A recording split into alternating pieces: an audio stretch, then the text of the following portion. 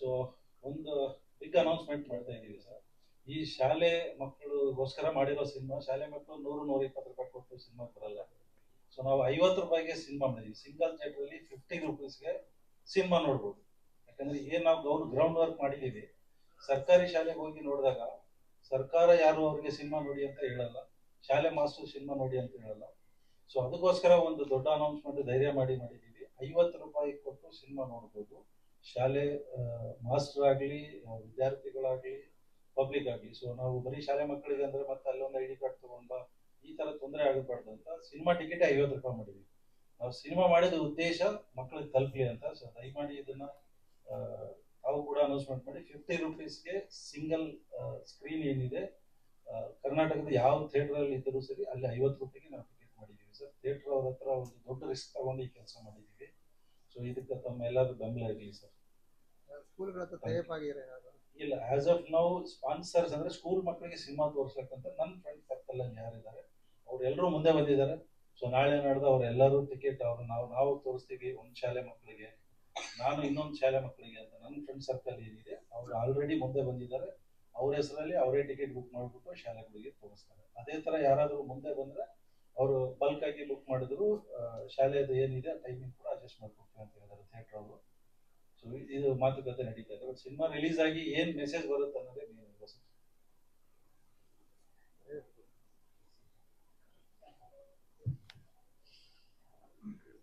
ನಮಸ್ತೆ.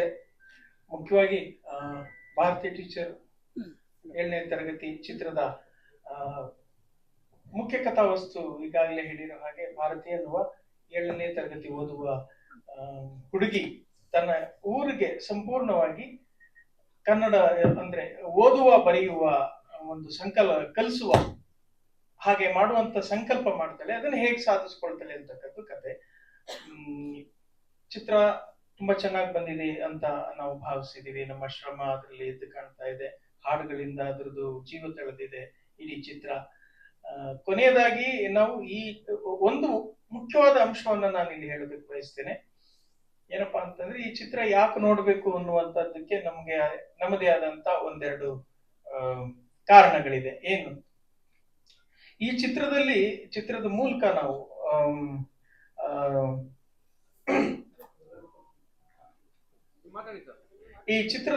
ನಾವು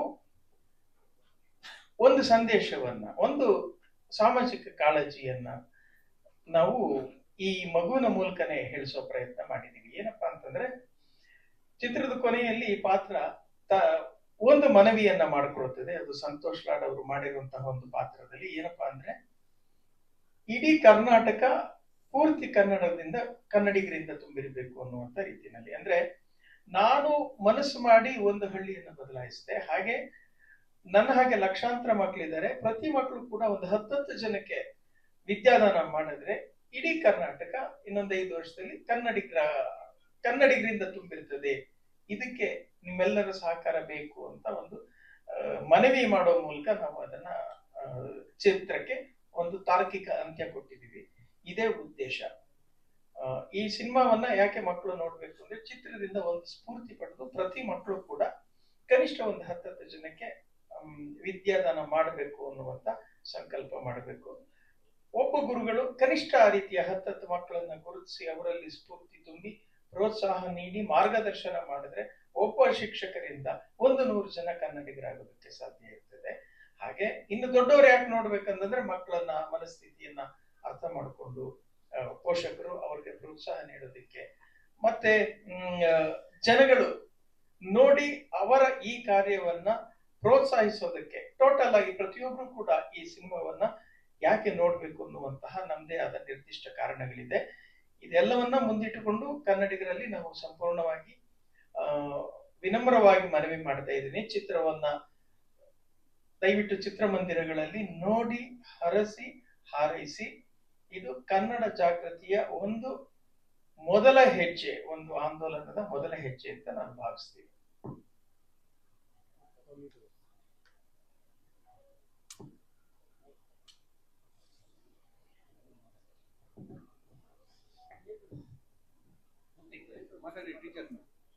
ಹಾಯ್ ಎಲ್ರಿಗೂ ನಮಸ್ಕಾರ. ನಾನು ನಿಮ್ಮ ಪ್ರೀತಿ ಯಶಿಕಾ ನಿಸರ್ಗ. ಇದೇ ತಿಂಗಳು ಜನವರಿ 16ನೇ ತಾರೀಕು ನಮ್ ಸಿನಿಮಾ ರಿಲೀಸ್ ಆಗ್ತಾ ಇದೆ. ತಾವೆಲ್ಲರೂ ತಪ್ಪದೆ ಬಂದು ಸಿನಿಮಾ ಥಿಯೇಟರ್ಸ್ ಅಲ್ಲೇ ನೋಡ್ಬೇಕು ಅಂತ ಕೇಳ್ಕೊತಾ ಇದೀನಿ. ನಿಮ್ಮೆಲ್ಲರೂ ಪ್ರೀತಿ, ಪ್ರೋತ್ಸಾಹ, ಸಪೋರ್ಟ್ ಎಲ್ಲ ನಮ್ಮ ಮೇಲೆ ಇರ್ಬೇಕು ಅಂತ ಕೇಳ್ತೀನಿ. Thank you. ಸಿನಿಮಾ ರಿಲೀಸ್ ಆಗ್ತಿದೆ, ಮೊದಲನೇ ಸಿನಿಮಾ ಹೇಗೆ ಅನ್ಸ್ತಾ ಇದೆ? ನಿಮ್ಮ ಟೀಚರ್ ಎಲ್ಲ ಏನ್ ಹೇಳ್ತಾ ಇದ್ದಾರೆ? ನನ್ಗಂತೂ ತುಂಬಾ ಖುಷಿ ಆಗ್ತಾ ಇದೆ. ಯಾವತ್ತೋ ಒಂದ್ ದಿನ ನಂದು ಅಂತ ಒಂದ್ ಸಿನಿಮಾ ರಿಲೀಸ್ ಆಗುತ್ತೆ ಅಂತ ನಾನು ಅನ್ಕೊಂಡಿದ್ದೆ. ಬಟ್ ಅದು ಇಷ್ಟ ಬೇಗ ಆಗ್ತಾ ಇದೆ. ತುಂಬಾ ಖುಷಿ ಆಗ್ತಾ ಇದೆ.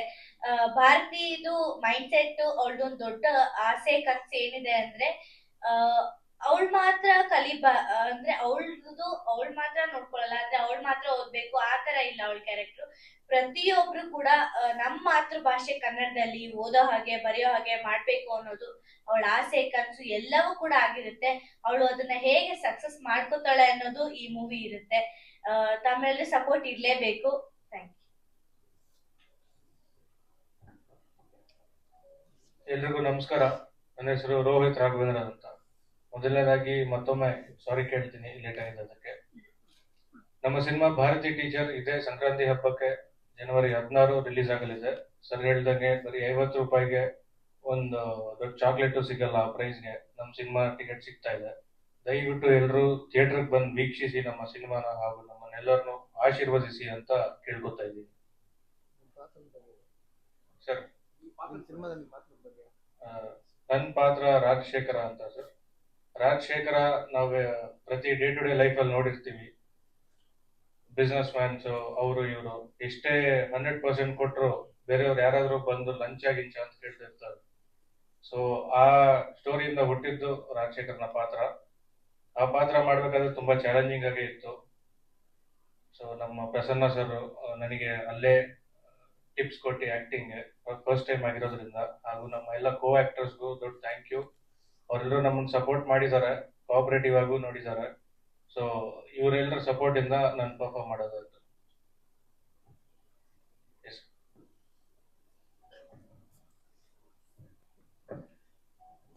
ಎಲ್ರಿಗೂ ನಮಸ್ಕಾರ. ಇದೊಂದು ಇಂಟರ್ವ್ಯೂ ಮುಗಿಸ್ಕೊಂಡ್ಬರೋದು ಟ್ರಾಫಿಕ್ ಸಿಗಾಕೊಂಡ್ಬಿಟ್ಟೆ ಸರ್. ಇಲ್ಲ ನಮಗೂ ಇರುತ್ತೆ ಸರ್ ಇಂಟರ್ವ್ಯೂಗಳು. ನಾವು ಟ್ರಾಫಿಕ್ ಇಂದಾನೆ ಬರ್ತೀವಿ. ನಾವು 1 ಅವರ್ ಇಂದ ಕಾಯ್ತಾ ಇದೀವಿ. Sorry sir. ಮಾತಾಡಿ.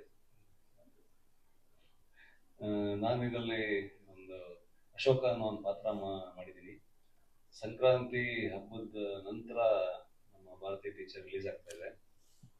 ಎಳ್ಳು ಬೆಲ್ಲ ತಿಂದು ಒಳ್ಳೆ ಮಾತಾಡುವಂತ ಇಡೀ ಕರ್ನಾಟಕದ ಎಲ್ಲರೂ ಹೇಳ್ತಾರೆ.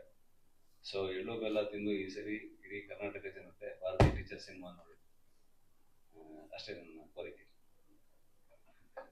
ನಾನು ಒಂದು ಅಶೋಕನ ಒಬ್ಬ SI ಅವನು.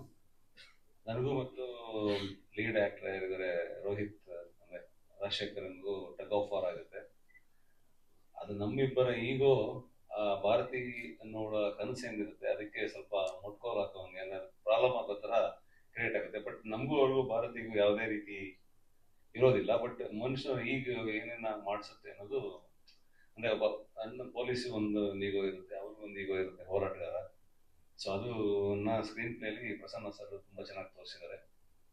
ಹೋಲ್ ಟೀಮ್ ಸೂಪರ್ ಆಗಿತ್ತು ಕೆಲಸ ಮಾಡೋಕ್ಕೆ. ಒನ್ಸ್ ಅಗೇನ್ ಎಲ್ರಿಗೂ ಥ್ಯಾಂಕ್ಸ್.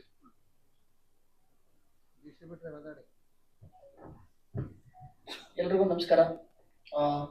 ಏನಂದ್ರೆ ನಾವು ಆಲ್ರೆಡಿ ಮುಂಚೆನೆ ಹೇಳಿದ್ದಾರೆ, ಆಲ್ರೆಡಿ ಎಲ್ಲ ಮಾತಾಡಿದ್ದಾರೆ ಸರ್. ಇದು ನಾವು 50 ರೂಪಾಯಿ ಮಾಡಿದ್ದು ಯಾವುದೇ ರೀತಿ ಜನ ಕ್ರೌಡ್ ಫುಲ್ ಆಗ್ಬೇಕು ಆ ತರ ಈ ತರ ಏನ್ ಬೇರೆ ಇಂಟೆನ್ಷನ್ ಅಲ್ಲ. ನಮ್ಮ ಕಂಟೆಂಟ್ ರೀಚ್ ಆಗ್ಲಿ, ನಾವು ಮಾಡಿರೋ ಕಂಟೆಂಟ್ ಜನ ನೋಡ್ಬೇಕು. ಅದು ಜನಕ್ಕೆ ಏನಕ್ಕೆ ರೀಚ್ ಆಗ್ಬೇಕಂದ್ರೆ ಅದರಲ್ಲಿ ಒಂದು ಒಳ್ಳೆ ಮೆಸೇಜ್ ಇದೆ. ನೀವೆಲ್ಲರೂ ನೋಡಿದಾಗ್ಲೂ ಕೂಡ ನಿಮ್ಗೆ ಅನ್ಸುತ್ತೆ ಹೌದು ಇದರಲ್ಲಿ ತುಂಬಾ ಒಳ್ಳೆ ಕಂಟೆಂಟ್ ಇದೆ, ಒಳ್ಳೆ ಮೆಸೇಜ್ ಇದೆ, ಒಳ್ಳೆ ಸಬ್ಜೆಕ್ಟ್ ಇದೆ ಅಂತ ನಿಮ್ಗೆ ಅನ್ಸುತ್ತೆ. ಸೊ ಅದೇ ರೀಸನ್ ಇಟ್ಕೊಂಡು ಸೆಕೆಂಡ್ ಥಾಟ್ ಮಾತಾಡಿಲ್ಲ ಪ್ರೊಡ್ಯೂಸರ್ಗೆ. ನಾವು ಡೈರೆಕ್ಟ್ರು ಸರ್ ಈ ತರ 50 ರೂಪೀಸ್ ಪ್ಲಾನ್ ಮಾಡ್ತಾ ಇದೀವಿ ಅಂದಾಗ ಏನಕ್ಕೆ ಅಂತ ಕೇಳಿದ್ರು. ಇಲ್ಲ ಈ ತರ ಜನ ಅಟ್ಲೀಸ್ಟ್ ಜನ ಫ್ಲೋ ಆಗ್ಬೇಕಲ್ವಾ, ಗುಡ್ ಐಡಿಯಾ ಆಯ್ತು. ಜನ ನೋಡ್ಬಿಟ್ರೆ ಸಾಕು ನನ್ಗೆ, ಅದರಿಂದ ದುಡ್ಡು ಬರುತ್ತೆ ಅನ್ನೋದು ನಾವು ಯಾವತ್ತೂ ಎಕ್ಸ್ಪೆಕ್ಟ್ ಮಾಡಿಲ್ಲ, ಮಾಡೋದು ಇಲ್ಲ. ನೋಡ್ರೆ ಜನ ನೋಡಿದ್ರೆ ಸಾಕು ಅಂತ ಡಿಸೈಡ್ ಮಾಡಿದ್ರು. ಅಷ್ಟು ಗಟ್ಟಿ ಮನ್ಸು ಅವ್ರಿಗೆ. ಬಿಕಾಸ್ ನಾನು ಸ್ಟಾರ್ಟಿಂಗ್ ಡೇನು ಹೇಳಿದೆ ಅವ್ರಿಗೇನು ಈ ಸಿನಿಮಾ ಮಾಡ್ಬೇಕಾಗಿರೋದು ಕಮರ್ಷಿಯಲಿ ನಾನೇನೋ ಇದ್ ಮಾಡ್ಕೋತೀನಿ, ಸಾಧನೆ ಮಾಡ್ತೀನಿ ಆ ತರ ಅಲ್ಲ.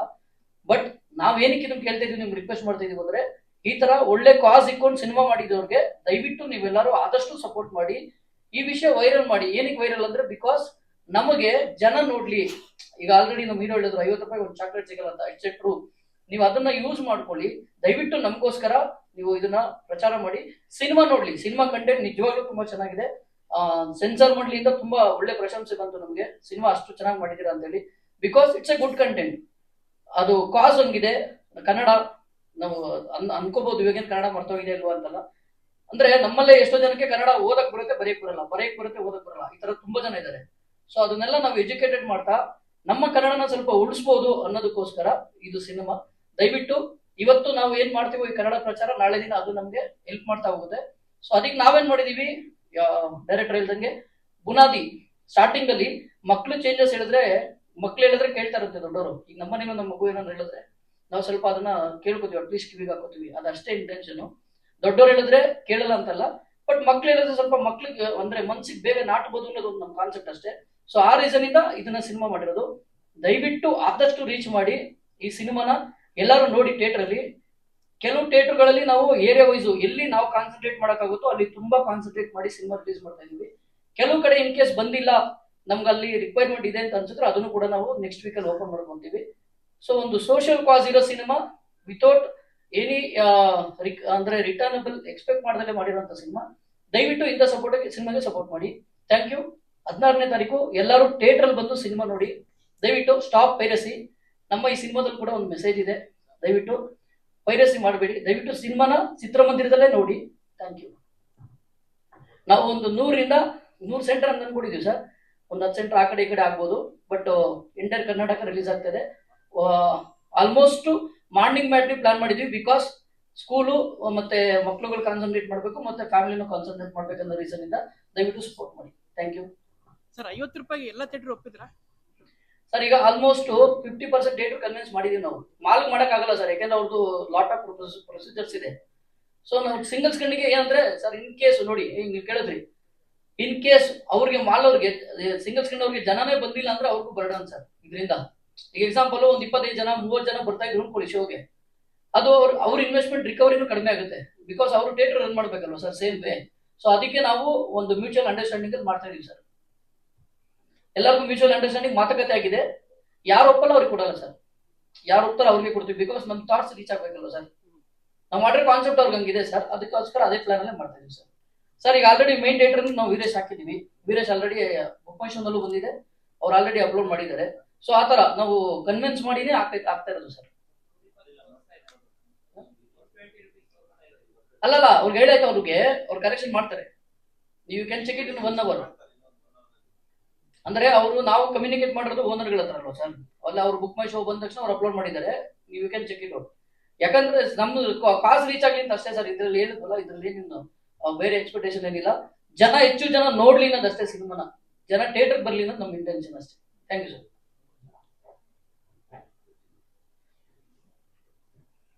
ಎಲ್ಲರಿಗೂ ನಮಸ್ಕಾರ. ನಂದು ಇದು ಮೊದಲನೇ ಸಿನಿಮಾ. ಆದ್ರೆ ಇದರಲ್ಲಿ ನನ್ನ ಹೆಸರು ಸೌಜನ್ಯ ಸುನೀಲ್ ಅಂತ. ಇದರಲ್ಲಿ ನಾನು ಯಶಿಕಾ ಅವರ ತಾಯಿ ಪಾತ್ರ ಅಂದ್ರೆ ಭಾರತಿ ಟೀಚರ್ ತಾಯಿಯ ಪಾತ್ರ ಮಾಡಿದ್ದೀನಿ. ಜಯಕ್ ಅಂತ ನನ್ನ ಪಾತ್ರದ ಹೆಸರು. ನೀವು ಈಗಾಗಲೇ ಸ್ಕ್ರೀನ್ ಅಲ್ಲಿ ನೋಡಿದ್ರಿ ಅಮ್ಮ ಮಗಳ ಬಾಂಧವ್ಯನ. ನನ್ನ ಮೂವಿಯಲ್ಲಿ ಕೂಡ ಅಷ್ಟೇ ತುಂಬಾ ಚೆನ್ನಾಗಿ ಮೂಡ್ ಬಂದಿದೆ. ನೀವೆಲ್ಲರೂ ನೋಡಿ. ಹಾಗೆ ಈ ಒಂದು ಚಿತ್ರನ ಫ್ಯಾಮಿಲಿ ಕೂತ್ಕೊಂಡು ನೋಡುವಂತ ಫಿಲಂ ಅಂತ ಹೇಳ್ಬಹುದು. ಹಾಗೆ ಮಕ್ಕಳು ಕೂಡ ಖಂಡಿತ ನೋಡ್ಬೇಕು. ಈಗಾಗಲೇ ನೋಡ್ತೀರಾ ಎಲ್ಲ ಊರುಗಳಲ್ಲೂ ಮಕ್ಕಳು ಆಡುವಾಗ ಟೀಚರ್ ಅಂತ ಎಲ್ಲ ಆಡ್ತಾರೆ. ಆ ಒಂದು ಮುಗ್ಧತೆನ ನನ್ನ ಮಗಳು ತುಂಬಾ ಚೆನ್ನಾಗಿ ಈ ಒಂದು ಚಿತ್ರದಲ್ಲಿ ಅತ್ಯುತ್ತಮವಾಗಿ ಮೂಡಿ ಬಂದಿದೆ. ಎಲ್ಲರೂ ನೋಡಿ ಆಶೀರ್ವದಿಸಿ ಚಿತ್ರಮಂದಿರದಲ್ಲಿಯೇ ಬಂದು ನೋಡಿ ಅಂತ ಕೇಳ್ಕೊಳ್ತೀನಿ. ಹೀಗೆ ನೀವು ನೋಡಿ ಮತ್ತೆ ಇನ್ನೊಬ್ರಿಗೂ ಹೇಳಿ ಎಲ್ಲರೂ ಚಿತ್ರಮಂದಿರದಲ್ಲಿ ನೋಡಕ್ಕೆ ಪ್ರೋತ್ಸಾಹ ಕೊಡಿ ಅಂತ ಕೇಳ್ಕೊಳ್ತೀನಿ. ಎಲ್ರಿಗೂ ನಮಸ್ಕಾರ. ಗುರುರಾಜ್ ರೆಡ್ಡಿ ಅಂತ ಕೋ ಪ್ರೊಡ್ಯೂಸರ್ ಈ ಮೂವಿಗೆ. ಫ್ರೈಡೇ ಮೂವಿ ರಿಲೀಸ್ ಆಗ್ತಿದೆ, ಸಪೋರ್ಟ್ ಮಾಡಿ. Thank you.